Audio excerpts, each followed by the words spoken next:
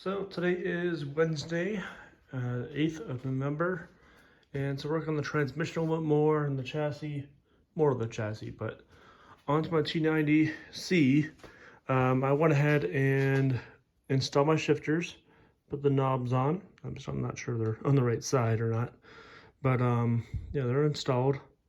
The pin's in for full time now. I want to put some safety wire. I know it's not aviation. I don't have any on me. It's the best I got, but it's bendable, but it's not a wire. That's steel, not copper. So not the best job, but it does its job. And then I need a bracket to support it. I don't really care for the idea of wrapping it around here, how Bob did it. Probably the proper way, but didn't like it. So I found a piece of steel, which is actually, this is a tool, a mini bike wrench, we're assuming. I found this little piece. There's a hexagon there, probably a 1/2 inch or 7/16. There's a 3/8 wrench socket hole there. And then you have 2 open ends on both sides. See if I had a piece of steel on the bench. Probably cut off. But they're sitting inside my bench seats. So when I tore the fabric off, it's 2 layers of old fabric, great fabric. I found a tool sitting inside the springs. It's like, oh, okay. So I'm using a piece of the Jeep for this little bracket. Reusing an item. Then versus getting sheet metal, drilling holes.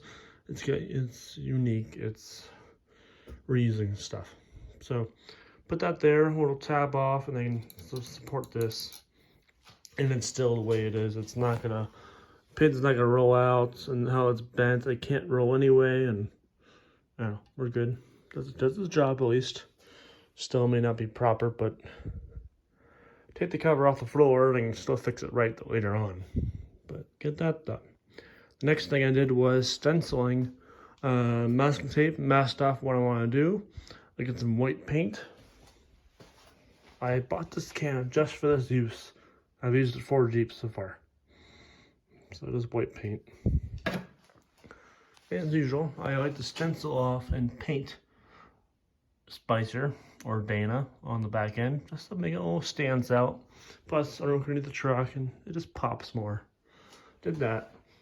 Then on this side, of course, it's the T90 A1 case, but the internals are T90C, and of course it's embossed part of the casting. So I don't want to erase A1 off.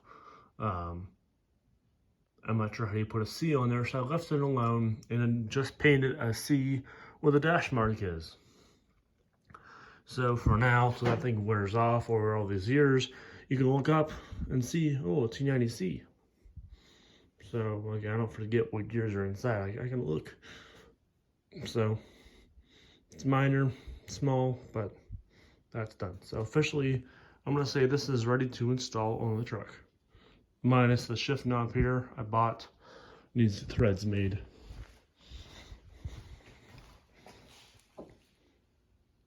It's got threads, but that does not. So I can make some of those. Otherwise, it's ready to install. So that's that. Wood stove is going, the pellet's burning. So that's that. In the shop here, we got more space here. Yay.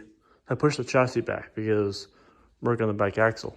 First off, front axle was on last video, but the U-bolts are sitting on wood, so now they're installed. Never seized the nuts, so we're good. Torqued them, so we're good now.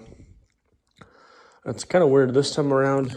I mean, I still should have grinded a little part of the casting here that Big Willie Ian recommends to do, but it fits perfectly, so I don't have to grind anything. Anyway, so that's on. Never seized, that's on permanently now. Leaf springs are good. Shackles need tightened up still. That's next. Otherwise, that's it. And then grease I don't want to top off oils until everything's together before the body goes on. So I'm going to do it all at once. Not just here and then do that. So that's that. Tie rod, I kind of forget to put it on before putting the axle on fully. It's a lot easier to do it before. But I need a new one no matter what. And I'm looking at it, and the way it's set up factory is to put the tie rod faced up. I try to go down, and the way it's tapered, I won't do it. So for now, just to get the shop rolling backwards, it's in there vertical, but I'd rather run it like this long term. You may have this hit the frame. That's all you're worried about maybe, but I don't know. Play with suspension travel and flex and see if it hits. If not, I'd rather do it this way. Get more clearance here. You have less chance of rubbing your springs on the diff. If it's down here, it's gonna hit this right here. If it's here, it's a little higher to hit here. So for steering, I think there's more benefits running it higher. I'm not sure about steering load, but I don't know. Then the new one I might try this. Ask the forums groups on Facebook if I can mount on top.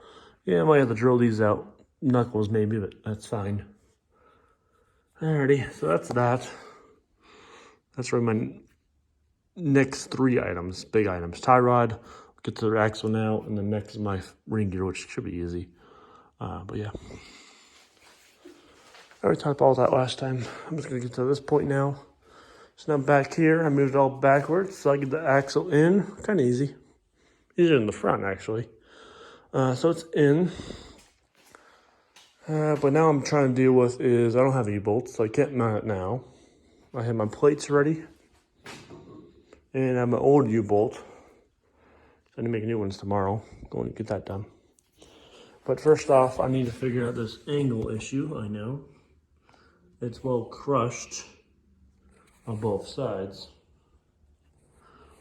But I'm going to leave it the way it is. And just run a wedge. Run a wedge on both sides.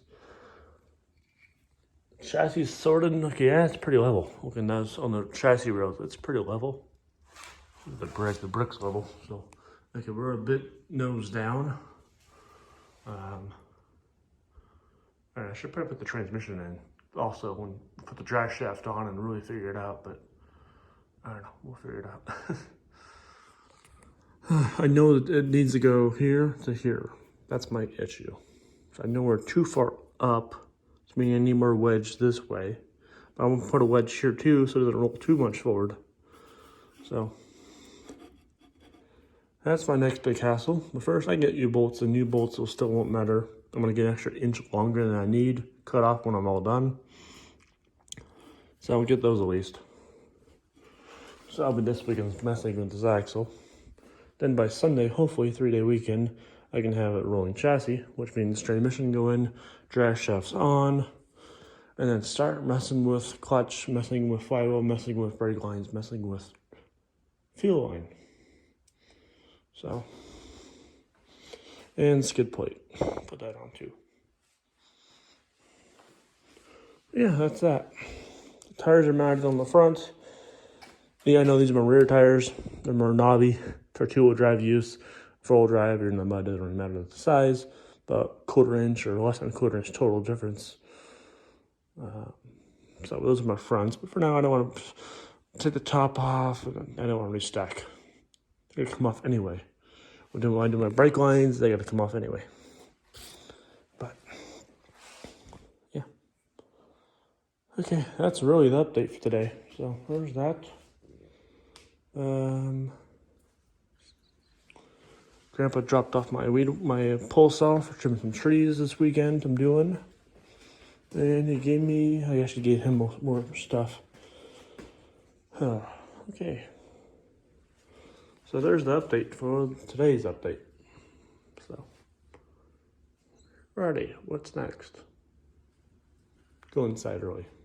So, thanks for watching. Bye.